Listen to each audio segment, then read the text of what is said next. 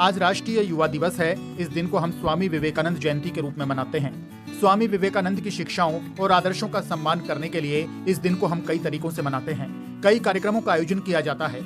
स्वामी विवेकानंद श्री रामकृष्ण परमहंस के शिष्य थे और उन्होंने भारत में हिंदू धर्म के पुनरुद्धार में एक महत्वपूर्ण भूमिका निभाई थी। स्वामी विवेकानंद को देश के सबसे महान सामाजिक नेताओं में से एक माना जाता है। वे धर्म, दर्शन, वेद, साहित्य, पुराणों, उपनिषदों के अच्छे जानकार थे।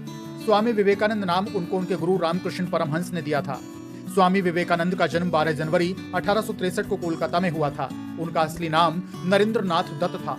कम उम्र से ही उन्हें अध्यात्म में रुचि हो गई थी। पढ़ाई में अच्छे होने के बावजूद जब वे 25 साल के हुए तो अपने गुरु से प्रभावित होकर नरेंद्र नाथ ने सांसारिक मोहमाया त्याग दी थी और सन्यासी बन गए थे। वेदांत के विख्यात और प्रभावशाली आध्यात्मिक गुरु थे वे। उनकी मृत्यु के बाद 1984 में भारत सरकार ने उनकी जन्मतिथि को राष्ट्रीय युवा दिवस के रूप में घोषित किया था। स्वामी विवेकानंद राष्ट्र निर्माण की प्रक्रिया में युवाओं के महत्व को लेकर काफी मुखर थे।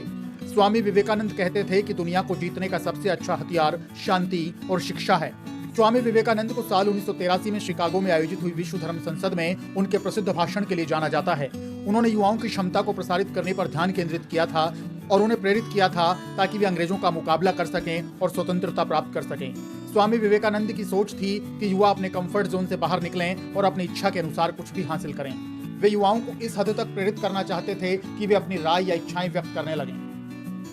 स्वामी विवेकानंद के जन्मदिन को युवाओं के लिए समर्पित करने की शुरुआत उसी समय साल 1984 में उनके निधन के दौरान हो गई थी। उन दिनों भारत सरकार ने कहा था कि स्वामी विवेकानंद का दर्शन, आदर्श और काम करने का तरीका भारतीय युवाओं के लिए प्रेरणा का एक बड़ा स्रोत हो सकते हैं। तब से स्वामी विवेकानंद की जयंती को राष्ट्रीय युवा दिवस के तौर पर मनाने की घोषणा कर दी गई थी।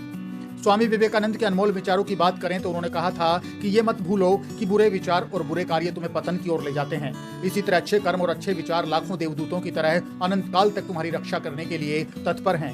उन्होंने कहा था कि संभव की सीमा जानने का एक ही तरीका है, असंभव से भी आगे निकल जाना।